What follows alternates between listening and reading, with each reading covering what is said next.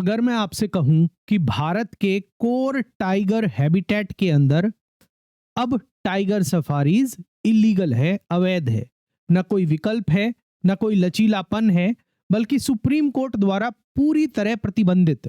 और अगर मैं कहूं कि हर राज्य के पास सिर्फ अब 1 साल का समय है कि वो अपने सभी टाइगर रिजर्व के चारों ओर इको सेंसिटिव जोन दोबारा तय करके इसे नोटिफाई करे, नहीं तो सुप्रीम कोर्ट के आदेशों का ये उल्लंघन माना जाएगा। आज हम विस्तार से समझने वाले हैं एक ऐतिहासिक और दूरगामी निर्णय जो दिया गया है इन रे कॉर्बेट केस 2025। जिम कॉर्बेट पर यह सुप्रीम कोर्ट का केस है और ऐसा निर्णय जिसने सिर्फ नियम नहीं बदले हैं बल्कि भारत में टाइगर संरक्षण के भविष्य को भी पुनर्लिखित कर दिया है।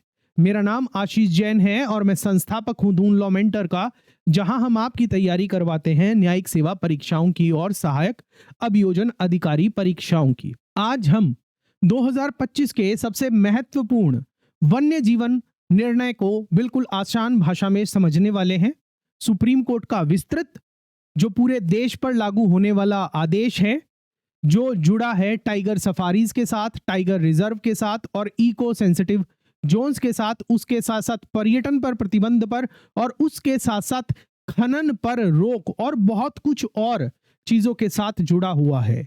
यह पूरा मामला शुरू हुआ कॉर्बेट टाइगर रिजर्व में हुए चौंकाने वाले उत्खनन से और वहां पर होने वाले उल्लंघनों से, जैसे कि अवैध पेड़ों की कटाई, बिना अनुमति के निर्माण और वन क्षेत्र की पारिस्थितिक पवित्रता की खुली अनदेखी।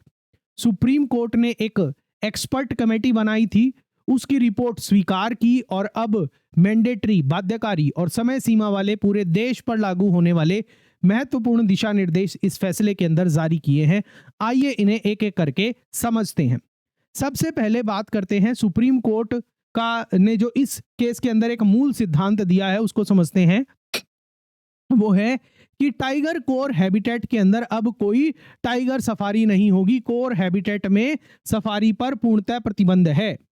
न्यायालय ने मुख्य रूप से भरोसा किया इस केस के अंदर वाइल्ड लाइफ प्रोटेक्शन एक्ट 1972 की धारा 33 उपधारा ए के ऊपर, वन्य जीव संरक्षण अधिनियम 1972 की धारा 33 उपधारा ए के ऊपर और उसके साथ साथ धारा 38(5) पर, जो बात करती है टाइगर रिजर्व प्रबंधन और इन वॉयलेट क्षेत्र पर, मतलब जहां पर कोई भी कार्य नहीं किया जा सकता। और टी.एन. गोदावरम केस जो मार्च 2024 का सर्वोच्च न्यायालय का केस था और इसमें स्पष्ट घोषणा की गई है कि टाइगर सफारी को कोर या फिर क्रिटिकल टाइगर हैबिटेट्स के अंदर अनुमति नहीं दी जाएगी। टाइगर सफारी को कोर या फिर क्रिटिकल टाइगर हैबिटेट के अंदर कोई भी अनुमति नहीं दी जाएगी। ना कोई अपवाद होगा, ना कोई विशेष छूट होगी, ना पर्यटन के नाम पर ना कोई जस्टिफिकेशन होगी। पुराना मॉडल जिसमें कई राज्य है जो कोर जोन के अंदर प्रीमियम सफारी को बढ़ावा देते थे, उसको भी पूरी तरह उलट दिया गया है। मतलब अब प्रीमियम सफारी वाली चीज भी कोई नहीं चलने वाली है कोर हैबिटेट्स के अंदर। सुप्रीम कोर्ट ने साफ कहा है कि कोर हैबिटेट का मतलब होगा इन वॉयलेट हैबिटेट। कोर हैबिटेट मतलब जहां पर कोई भी काम नहीं हो सकता, जहां पर कोई जंगल सफारी नहीं चलेगी या और कोई क्रिया है वो नहीं हो सकती, कोई भी टूरिस्ट की एंट्री नहीं होगी, ना सफारी इंफ्रास्ट्रक्चर वहां पर डेवलप किया जाएगा, ना रिजॉर्ट डेवलप किए जाएंगे। यह आपने आप में बहुत बड़ा नीति परिवर्तन भी है, पॉलिसी चेंज शिफ्ट भी है। अब बात करते हैं टाइगर सफारीज कहां बनाई जा सकती हैं। इसके बारे में भी सुप्रीम कोर्ट ने बताया है कि टाइगर सफारी आप कहां करवा सकते हैं। न्यायालय ने यहां पर बहुत ही बेहद स्पष्ट रूप से कहा है कि जो टाइगर सफारी है वो केवल किन जगहों पर कराई जा सकती है, उनके बारे में बता रहा हूं। सबसे पहले नॉन फॉरेस्ट लैंड जो बफर क्षेत्र के अंदर है वहां पर टाइगर सफारी हो सकती है। दूसरा डिग्रेडेड फॉरेस्ट लैंड वो भी बफर क्षेत्र के अंदर है, वहां पर भी टाइगर सफारी हो सकती है। लेकिन जो टाइगर सफारी है कभी भी टाइगर कॉरिडोर के अंदर नहीं होगी। मतलब समझ लीजिए जो सिर्फ बफर जोन है वहीं पर ही टाइगर सफारी हो सकती है, उसकी अनुमति मिल सकती है। कोर हैबिटेट के अंदर और टाइगर कॉरिडोर के अंदर कोई भी टाइगर सफारी नहीं हो सकती। लेकिन यहां भी सफारी केवल तब बनेगी, बफर जोन के अंदर भी कब होगी, तब बनेगी जब वहां पर एक पूरी तरह कार्यशील रेस्क्यू एंड रिहैबिलिटेशन सेंटर हो। मतलब समझिएगा, पहली बात तो कोर हैबिटेट और टाइगर कॉरिडोर के अंदर वहां तो बिल्कुल ही 100% नहीं हो सकती। और जो बफर जोन है वहां पर भी कब बनेगी, बफर जोन के अंदर आपको अगर टाइगर सफारी करवानी है, बनानी है, तो यह इंश्योर करना पड़ेगा कि उस बफर जोन के अंदर रेस्क्यू और रिहैबिलिटेशन सेंटर होना चाहिए और जो पूरी तरह क्रियान्वित होना चाहिए, चालू होना चाहिए। मानव वन्यजीव संघर्ष से आए टाइगर और घायल टाइगर और छोड़े गए और अनाथ टाइगर, यहां पर यह बात ध्यान रखिएगा, इनके लिए रिहैबिलिटेशन सेंटर होना चाहिए। किनके लिए रिहैबिलिटेशन सेंटर होना चाहिए इस बफर जोन के अंदर? मानव वन्यजीव संघर्ष से जो आए हुए टाइगर से, जिनको हम कॉन्फ्लिक्ट टाइगर कहते हैं, वो हो, घायल टाइगर हो उनके लिए, और छोड़े गए या फिर अनाथ टाइगर्स के लिए बफर जोन के अंदर रिहैबिलिटेशन सेंटर होना चाहिए या फिर रेस्क्यू सेंटर होना चाहिए। ये बात आप ध्यान रखिएगा। इनके लिए और क्या होना चाहिए, मतलब सफारी अब टूरिज्म का टॉय नहीं बनेगी, पर्यटन का खिलौना नहीं बनने वाली है जंगल सफारी और टाइगर सफारी, उसे कंजर्वेशन सपोर्टिंग इकोसिस्टम का हिस्सा होना ही होगा। अब बात करते हैं सख्त रोक किस पर है, जू सोज्ड टाइगर सफारी में नहीं रखे जाएंगे। मतलब टाइगर सफारी के अंदर कभी भी चिड़ियाघर से लाए हुए टाइगर्स को नहीं रखा जा सकता। एक्सपर्ट कमेटी ने जेनेटिक जोखिम, बीमारियों के जोखिम और अप्राकृतिक ब्रीडिंग के खतरे पर गंभीर चेतावनी दी थी। इसलिए सुप्रीम कोर्ट ने आदेश दिया है कि जू से लाए हुए, चिड़ियाघर से लाए हुए टाइगर किसी भी सफारी में नहीं रखे जाएंगे। और दूसरा, केवल उसी लैंडस्केप के रेस्क्यूड या फिर कॉन्फ्लिक्ट टाइगर रखे जा सकते हैं। कहां पर? टाइगर सफारी के अंदर केवल उसी लैंडस्केप के जहां टाइगर सफारी है, वहीं उसी एरिया के, उसी क्षेत्र के रेस्क्यूड या फिर जो कॉन्फ्लिक्ट टाइगर है उनको टाइगर सफारी में रखा जा सकता है। और तब भी आपको क्या ध्यान करना है कि CZA यानी कि सेंट्रल जू अथॉरिटी से एनक्लोजर की स्वीकृति आवश्यक होगी और इन टाइगर और जंगली टाइगर के बीच कोई विजुअल या फिर फिजिकल अट्रैक्शन या इंटरेक्शन नहीं होना चाहिए। और तीसरा, फील्ड डायरेक्टर के नियंत्रण में प्रबंधन होना चाहिए पूरे टाइगर सफारी का। और चौथा, चीफ वाइल्ड लाइफ वार्डन की पर्यवेक्षण भूमिका होनी चाहिए, उनकी सुपरविजन की भूमिका होनी चाहिए। मुख्य वन्यजीव वार्डन की निगरानी में ये सारी चीजें होनी चाहिए। और उसके साथ साथ सफारी से होने वाली जो आय है वो टाइगर कंजर्वेशन फाउंडेशन को ही जाएगी। सभी राजस्व टाइगर संरक्षण फाउंडेशन को जाएंगे। इसका मतलब क्या है कि किसी भी प्रकार की लूप होल या फिर प्राइवेट प्रॉफिटरिंग की गुंजाइश लगभग खत्म हो गई है। अब बात करते हैं सभी, अब कोर्ट ने इसके अंदर और क्या कहा, सभी टाइगर रिजर्व के लिए इको सेंसिटिव जोन बनाने की क्या समय सीमा लगाई गई है उसके बारे में बात करते हैं। 1 साल की समय सीमा दी गई है। इस निर्णय का जो एक सबसे महत्वपूर्ण हिस्सा है या सुधार का है वो ये कहा जा सकता है कि न्यायालय ने इसमें कहा है कि हर टाइगर रिजर्व के लिए 1 वर्ष के भीतर इको सेंसिटिव जोन का नोटिफिकेशन होना अनिवार्य है। हर टाइगर रिजर्व के लिए 1 वर्ष के भीतर अधिसूचित इको सेंसिटिव जोन की नोटिफिकेशन आ जानी चाहिए। सुप्रीम कोर्ट ने ministry of environment, forest and CC की 2018 वाली एडवाइजरी को स्वीकार करते हुए कहा है कि इकोनॉमिक सेंसिटिव जोन में पूरा बफर और फ्रिंज एरिया शामिल किया जाए।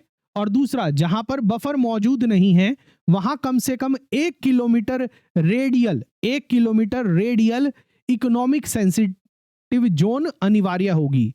और 9 फरवरी 2011 का जो इकोनॉमिक सेंसिटिव जोन नोटिफिकेशन है उसके जैसे ही रोक टोक इस पर भी लागू होगी। जिसका मतलब क्या है कि माइनिंग पर पूर्णतः प्रतिबंध होगा, रिजर्व की सीमा होगी और इकोनॉमिक सेंसिटिव जोन की सीमा या फिर बफर में से जो भी बड़ा क्षेत्र होगा उसके 1 किलोमीटर के भीतर कोई भी माइनिंग नहीं होगी। पहले जो इकोनॉमिक सेंसिटिव जोन नोटिफिकेशन है वो ज्यादातर नेशनल पार्क और सेंचुरीज के चारों ओर थी। सुप्रीम कोर्ट ने अब इकोनॉमिक सेंसिटिव जोन को टाइगर रिजर्व के लिए भी अनिवार्य बना दिया है। पहले क्या था, जो आपकी इकोनॉमिक सेंसिटिव जोन होती थी वो सिर्फ नेशनल पार्क और सेंचुरीज के चारों तरफ होती थी, मगर अब टाइगर रिजर्व के चारों ओर भी इकोनॉमिक सेंसिटिव जोन बनाना अनिवार्य हो जाएगा और उसके अंदर वही प्रतिबंध लगेंगे जो आपके सेंचुरीज और नेशनल पार्क के चारों तरफ लगते थे। अब बात करेंगे इस फैसले के अगले हिस्से की, जहां पर टाइगर रिजर्व के आसपास जो प्रतिबंधित गतिविधियां हैं उसके बारे में सुप्रीम कोर्ट ने बताया है। देखिए, न्यायालय ने जो एक्सपर्ट कमेटी की प्रोहिबिटेड एक्टिविटी सूची को जो मंजूरी दी है, जिसमें शामिल क्या है कि मतलब ये चीज कभी भी टाइगर रिजर्व के आसपास नहीं हो सकती।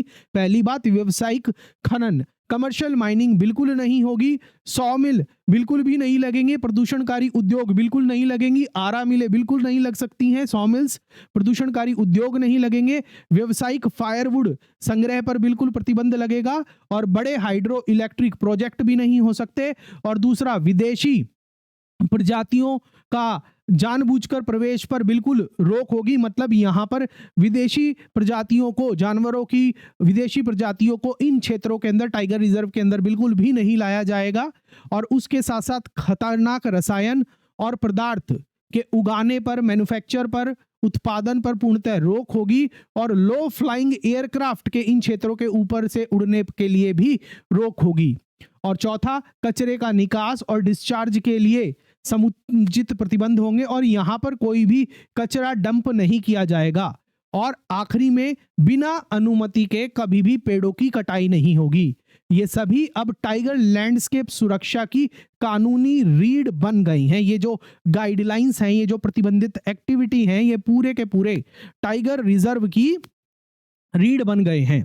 अब बात करते हैं, सुप्रीम कोर्ट ने इसमें पर्यटन के नियम भी बताए हैं, जैसे कि नाइट सफारी बिल्कुल बैन होगी और साइलेंस जोन डिक्लेयर की जाएगी और इको फ्रेंडली टूरिज्म को बढ़ावा दिया जाएगा।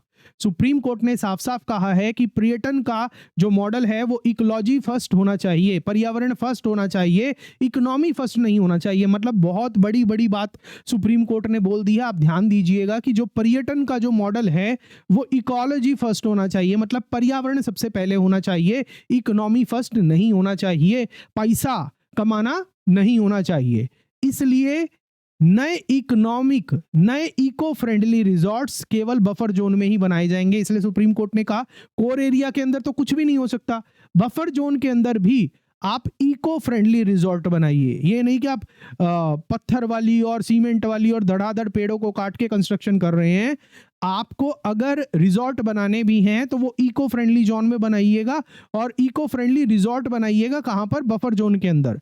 दूसरा, टाइगर कॉरिडोर्स के अंदर कोई भी रिजॉर्ट नहीं होगा, टाइगर कॉरिडोर्स के अंदर कोई भी रिजॉर्ट नहीं होगा, इको फ्रेंडली रिजॉर्ट भी नहीं होगा, ये बात ध्यान रखिएगा।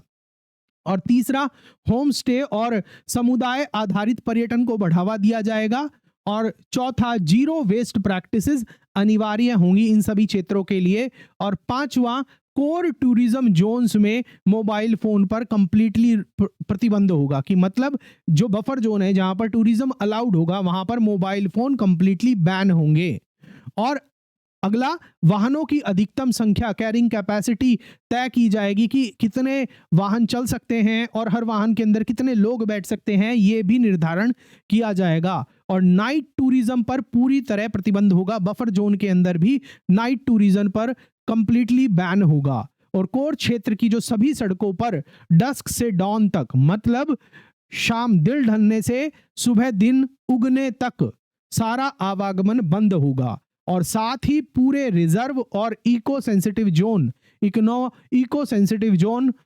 को 3 महीने के भीतर साइलेंस जोन घोषित करना होगा। तो जो भी आपके रिजर्व हैं, टाइगर रिजर्व हैं और उसके आसपास जो इको सेंसिटिव जोन है, उनको अगले 3 महीने के अंदर कंप्लीट साइलेंस जोन घोषित करना होगा।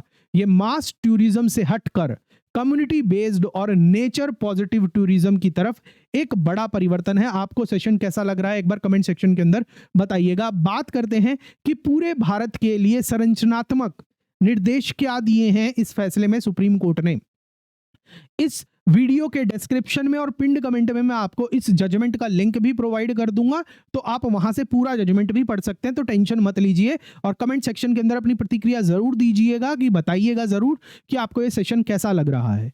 अब बात करते हैं पूरे भारत के लिए जो संरचनात्मक या फिर स्ट्रक्चरल निर्देश दिए गए हैं, वो इस केस के अंदर सुप्रीम कोर्ट ने क्या दिए हैं। सबसे पहली बात जो सुप्रीम कोर्ट ने सिस्टम की गड़बड़ियों को देखते हुए पूरे देश के लिए इस केस के अंदर कुछ आदेश दिए हैं, जो इस प्रकार हैं। पहला, सभी राज्य 6 महीने के भीतर अपने कोर और बफर क्षेत्रों का नोटिफिकेशन करेंगी। और दूसरा, टाइगर कंजर्वेशन प्लान 3 महीने के भीतर तैयार किया जाएगा या फिर उसको संशोधित किया जाएगा। टाइगर संरक्षण योजनाएं या तो तैयार की जाएंगी या उसके अंदर जो भी चेंजेस किए जाने हैं वो 3 महीने के अंदर किए जाएंगे। और तीसरा, स्टीयरिंग कमेटी 2 महीने में गठित की जाएगी। और अगला, नेशनल टाइगर कंजर्वेशन अथॉरिटी अनुपालन की निरंतर निगरानी करेगी, कि जो हम दिशा निर्देश दे रहे हैं इनको मॉनिटर करने की जिम्मेवारी किसके पास होगी? नेशनल टाइगर कंजर्वेशन अथॉरिटी की होगी। और CAMP फंड्स, कैंपा फंड्स का उपयोग स्वैच्छिक पुनर्वास यानी कि वॉलंटरी रीलोकेशन में किया जाएगा।